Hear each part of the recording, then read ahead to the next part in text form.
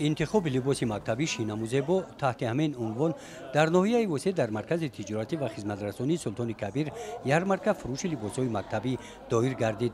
این والدان همراه فرزندانشان از شهرک و دهات‌های ناحیه برای انتخاب لباس به اینجا آمدند.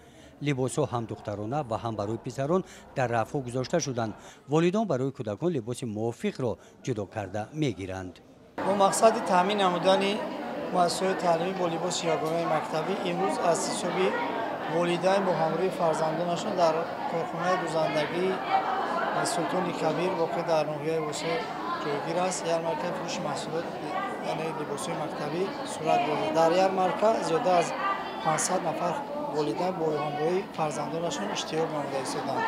تشکیل کنندگان یارمارک شعبه معارف ناحیه وسه میباشد. کارمندان آن با این چاره‌بینی نظارت برده رفت فروش لباس ها را به قید گرفتند. طبق اطلاع آنها این حال آغاز کار میباشد. تشکیل همین گونه یارمارک فروش لباس های مکتبی تا آغاز سال نو تحصیل نو ادامه می‌یابند.